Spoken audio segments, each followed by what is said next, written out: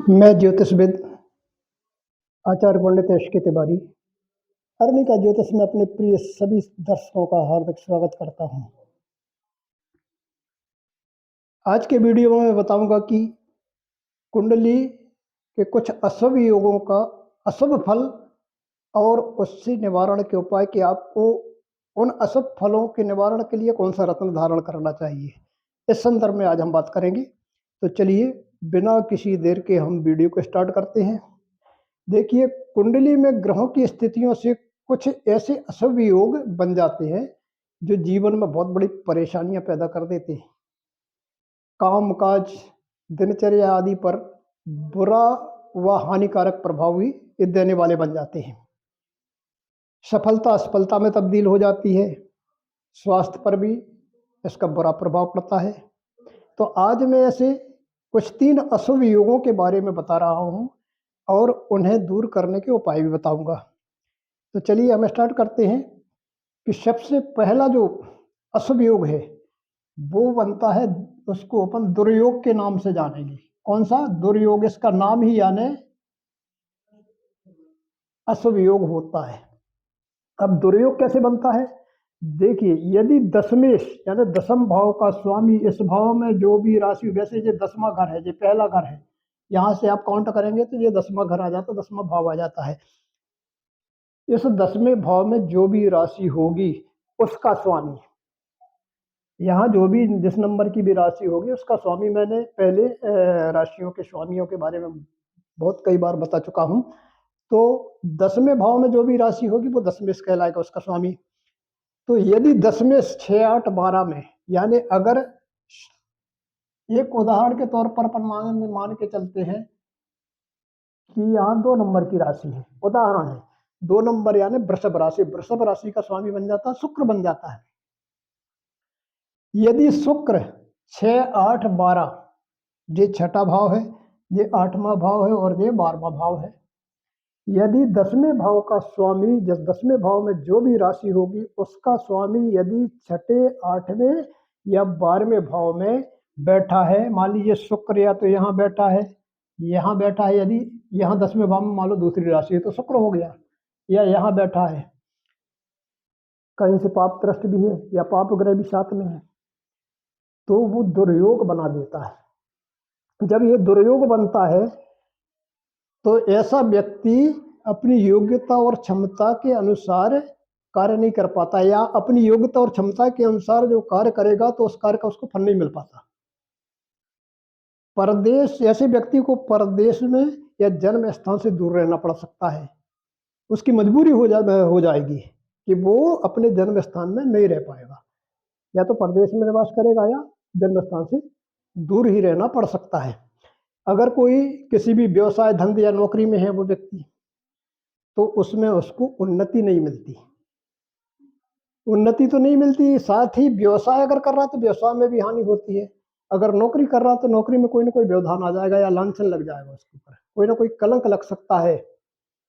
तो ऐसे दुर्योग को बचने के, ऐसे दुर्योग से बचने के लिए हमें क्या करना चाहिए? सबसे पहले मैं ये बता देता हूँ कि दुर्योग किन स्थितियों में, किन राशि वालों को, किन जन्म लग्न वालों को कैसे बनता है और उसके लिए हमें कौन सा रत्न धारण करना चाहिए।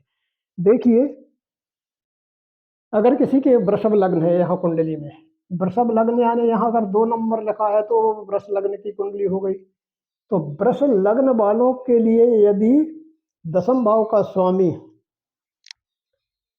कहीं भी 6, 8, 12 में है, पाप युक्त है, पाप दृष्ट है, तो वृषभ लग्न वालों के लिए वही फल होंगे जो मैंने अभी बताए हैं। योग्यता और क्षमता के अनुसार कार्य करने का फल नहीं मिलेगा। परदेश या जन्म स्थान से दूर रहना पड़ सकता है, व्यवसाय में हानि हो सकती है, नौकरी कर रहे तो उसमें लांछन लग सकता है, कलंक आ सकता है, स्वास्थ्य पर भी ये विपरीत असर डाल सकता है। ऐसी स्थिति में वृषभ लग्न जिसकी कुंडली में अगर 2 नंबर लिखा है वो ध्यान देंगे, और उसका 10वें भाव का स्वामी अगर यहाँ कहीं बैठा है, पाप युक्त होकर बैठा है, तो उसकी कुंडली में वो दुर्योग बना रहा है। तो ऐसे लग्न वालों के लिए नीलम तथा हरा पन्ना धारण करना चाहिए। ये ध्यान दीजिए, क्या करना चाहिए? नीलम और हरा पन्ना। ऐसे लग्न वालों की अगर जिसके इस पहले भाव में 2 नंबर लिखा है, यदि 1 नंबर लिखा है यहाँ, वही स्थिति बनती है कि दशमेश 6 8 12 में पीड़ित। अगर मेष लग्न है तो मेष लग्न वालों के लिए नीलम और माणिक्य धारण करना चाहिए। क्या करना चाहिए? नीलम और माणिक्य। अगर मिथुन लग्न की कुंडली है किसी की, ये 3 नंबर लिखा है, तो मिथुन लग्न वालों के लिए श्वेत पुखराज और हरा पन्ना धारण करना चाहिए। श्वेत पुखराज गुरु का रत्न है और पन्ना जो है हरा पन्ना है वो बुध का रत्न है। तो यदि मिथुन लग्न है यहाँ और उसका दशमेश इसी प्रकार से यानी 6 8 12 में कहीं भी पाप पीड़ित या वो है तो दुर्योग बना रहा है, तो यदि मेष लग्न मिथुन लग्न की कुंडली है तो ऐसे लोगों को श्वेत पुखराज और हरा पन्ना धारण करना चाहिए। कर्क लग्न की कुंडली है और दुर्योग बन रहा है तो चांदी की अंगूठी में लाल मूंगा और श्वेत मोती धारण करना चाहिए। क्या करना चाहिए? चांदी की अंगूठी में लाल मूंगा और श्वेत मोती ऐसे लोगों को धारण करना चाहिए। यदि सिंह लग्न है, 5 नंबर लिखा है यहाँ, तो उनको लाल मूंगा और श्वेत पुखराज, क्या लाल मूंगा और श्वेत पुखराज धारण करना चाहिए यदि उनकी कुंडली में दुर्योग बन रहा है। कन्या लग्न है यानी यहाँ अगर 6 नंबर की राशि लिखी है, कन्या लग्न है, तो ऐसे लोगों को यदि दुर्योग बन रहा है उनकी कुंडली में तो हरा पन्ना और हीरा धारण करना चाहिए। तुला लग्न है अगर तो श्वेत मोती और नीलम धारण करना चाहिए। वृश्चिक लग्न है, ध्यान दीजिए यहाँ पे ध्यान देना है, 8 नंबर लिखा है तो वृश्चिक लग्न है तो माणिक्य और हरा पन्ना धारण करें। मकर लग्न है अगर 10 नंबर लिखा है यहाँ तो हीरा या श्वेत मूंगा, या तो हीरा धारण करें या श्वेत मूंगा धारण करना चाहिए। अगर यहाँ 11 नंबर लिखा है तो कुंभ लग्न है, कुंभ लग्न वालों के लिए मूंगा तथा हीरा, या हीरा नहीं है तो मूंगा के साथ श्वेत पुखराज धारण कर लें। ठीक है, या तो मूंगा के साथ हीरा धारण करें, या हीरा उपलब्ध नहीं हो पा रहा तो मूंगा के साथ श्वेत पुखराज धारण करना चाहिए। और मीन लग्न है यदि यहाँ 12 नंबर लिखा है, 12 नंबर लिखा है तो मीन लग्न हुई, तो मीन लग्न वालों के लिए यदि दुर्योग बन रहा है तो पीला पुखराज, लाल मूंगा और श्वेत मोती, ये 3 रत्न धारण करना चाहिए। क्या? पीला पुखराज, लाल मूंगा और श्वेत मोती धारण करेंगे तो जो दुर्योग बन रहा है उसके जो असत प्रभाव मिलने वाले हैं वो प्रभाव क्षीण हो जाएंगे, वो प्रभाव नहीं मिलेंगे, यानी वो शुभ फल प्राप्त होना चालू हो जाएंगे। दूसरा योग है जो शुभ अशुभ योग है वो है जे आप दूसरा अशुभ योग जो है वो है ग्रहनाश योग। इसका ग्रहनाश योग, इसके नाम से ही पता चल जाता है ग्रहनाश योग। ग्रहनाश योग में क्या होता है कि या तो घर में क्लेश होते हैं, अशांति हो जाती है, झगड़े होते हैं, झंझट होते हैं, तो घर के जो आप सदस्य हैं उन्हीं में आपसी मतभेद होता है। घर में रहने वालों को अचानक कोई ना कोई परेशानी या बीमारियां आ सकती हैं। यहाँ तक कि ऐसी भी स्थिति आ सकती है कि वो व्यक्ति कर्ज में डूब सकता है और स्थिति ये बन सकती है कि घर बेचने की नौबत आ सकती है। यदि उसकी कुंडली में ग्रहनाश योग बन रहा है तो अशांति, झगड़े, झंझट, पारिवारिक व्यक्तियों में मतभेद, एक दूसरे की बात नहीं मानना, एक दूसरे से लड़ना झगड़ना, अचानक कोई ना कोई परेशानी आ जाना या किसी को बीमारी हो जाना, इसी में पैसा खर्च होते रहता है, यहाँ तक कि वो घर रहने लायक नहीं रह जाता और बेचने की नौबत आ जाती है। अब इसका उपाय क्या है? इस भाव में जो भी राशि होगी, बस वही ध्यान दीजिए कि यहाँ कौन सा नंबर लिखा है। सपोज करो यहाँ 4 नंबर लिखा है, 4 नंबर यानी कर्क राशि, मेष, वृष, मिथुन, कर्क। कर्क राशि का स्वामी कौन होता है? चंद्रमा। चतुर्थेश कौन हो गया? यानी चतुर्थ भाव का स्वामी चतुर्थेश होगा, चतुर्थेश बन जाता है चंद्रमा। तो हमें क्या करना है? चंद्रमा का रत्न धारण करना है। चंद्रमा का रत्न होता है मोती।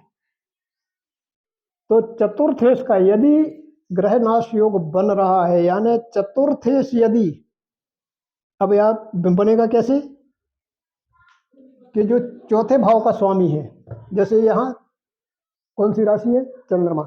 यदि चौथे भाव का स्वामी या तो 12वें भाव में हो या तीसरे भाव में हो, यानी या जैसे चौथे भाव में 4 नंबर की राशि लिखी है, इसका स्वामी चंद्रमा हुआ, चंद्रमा यहाँ बैठ गया या यहाँ बैठा है, या तो अपने से 12वें घर में बैठ गया है या अपने से 9वें घर में बैठा है, और कहीं ना कहीं उसके साथ पाप ग्रह भी बैठे हैं।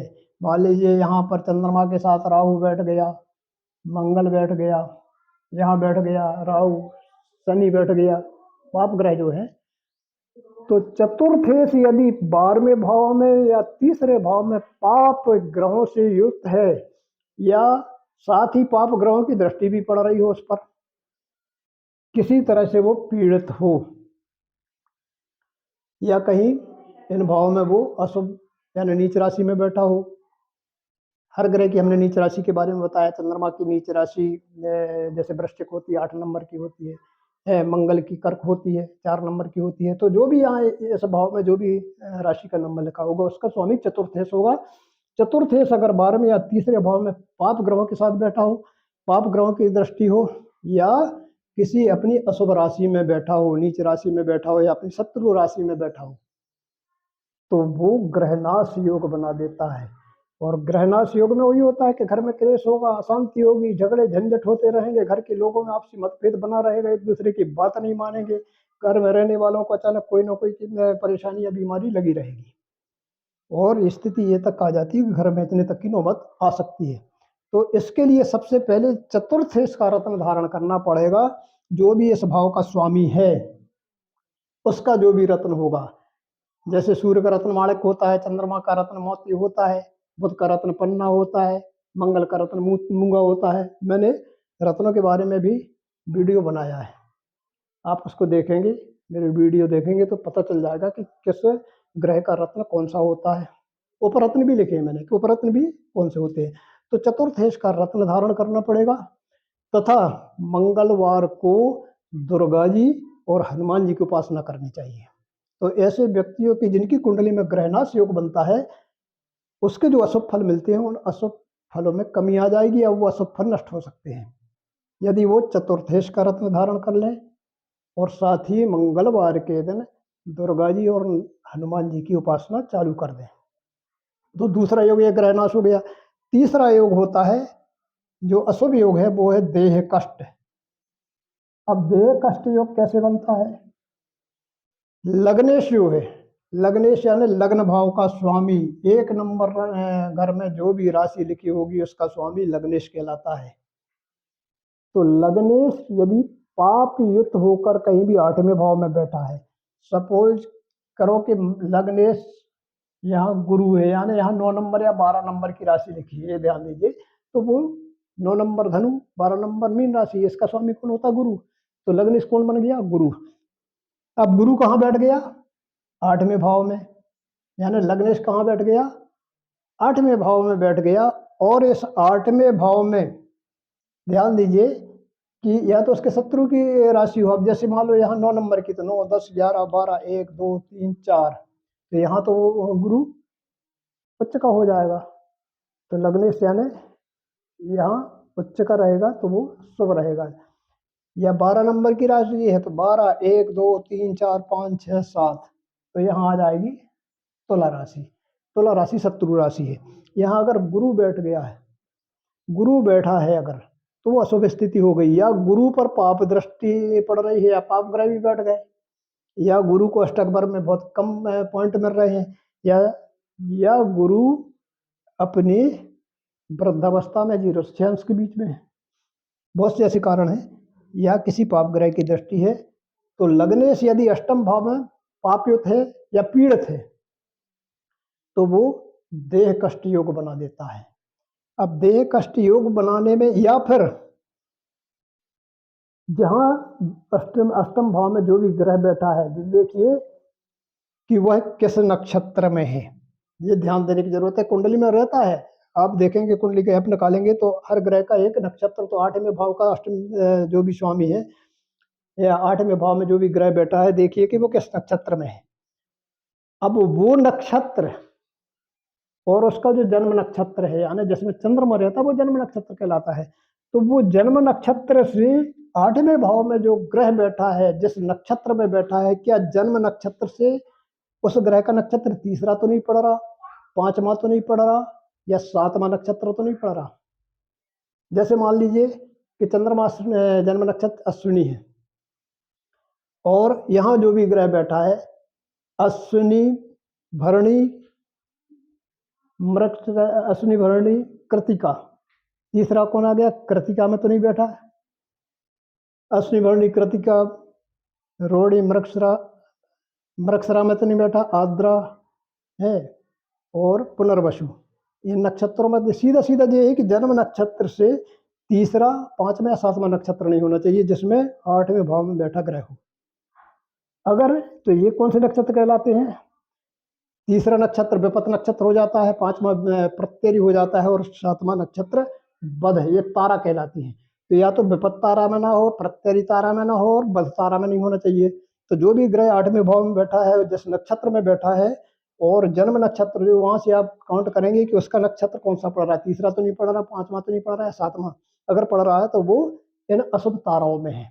ऐसी स्थिति में वो ग्रह पूरी तरह से पीड़ित हो गया, तो ऐसा देह कष्ट योग बना देता है। देह कष्ट योग में क्या होता है? हमेशा शारीरिक सुख में कमी बनी रहेगी, कोई ना कोई बीमारी लगी रहेगी। यानी साथ ही अगर लग्नेश निर्बल होकर, लग्नेश अगर निर्बल होकर कहीं भी यहाँ नहीं बैठा तो यहाँ बैठा हो, यहाँ बैठ गया हो, छठे या बारहवें भाव में बैठा हो, तो भी वो ग्रहनाश योग बना देता है, यानी रोग देता ही रहता है। आप एक रोग हुआ, उसका इलाज करवाया, ठीक हो गया, कुछ दिन बाद फिर कोई ना कोई बीमारी हो गई, ये क्रम चलते रहता है। यानी देह कष्ट होना ही होना, होता रहेगा। यदि लग्नेश आठवें भाव में बैठा हो, पाप पीड़ित होकर बैठा हो, पाप ग्रहों से युक्त होकर बैठा हो, क्षीण होकर बैठा हो, कैसा भी हो, साथ ही जहां वो बैठा है जिस नक्षत्र में, वो अपने जन्म नक्षत्र से तीसरे, पांचवें या सातवें नक्षत्र में हो, तो ग्रह देह कष्ट योग बना देगा। या लग्नेश निर्बल होकर छठे या बारहवें भाव में बैठा हो, ऐसी स्थिति में क्या होता है? शारीरिक सुख में कमी लाता है और कोई ना कोई रोग देते रहता है। अब इसका उपाय क्या है कि लग्नेश जिस भी नक्षत्र में बैठा है, लग्नेश जिस नक्षत्र में लग्नेश जहां भी बैठा है, उस राशि से संबंधित रत्न, यानी लग्नेश का रत्न धारण कीजिए आप। और जन्म नक्षत्र क्या है, यानी चंद्रमा कहाँ बैठा है, किस नक्षत्र में बैठा है, तो उस नक्षत्र से संबंधित जो भी ग्रह होगा उसका रत्न धारण करना चाहिए। साथ ही ओम नमः शिवाय का रोज 108 जप कीजिए। साथ ही ओम घृणी आदित्याय नमः इस मंत्र का भी 108 बार रोज आप जप करेंगे तो जो देह कष्ट योग बन रहा है आपकी कुंडली में वो समाप्त हो जाएगा। लेकिन यह काम आपको नित्य करना पड़ेगा। तो प्रिय सज्जनों, इसी के साथ ही मैं आज का वीडियो यहीं समाप्त करता हूँ। तब तक के लिए धन्यवाद। जय हिंद, जय श्री राधे।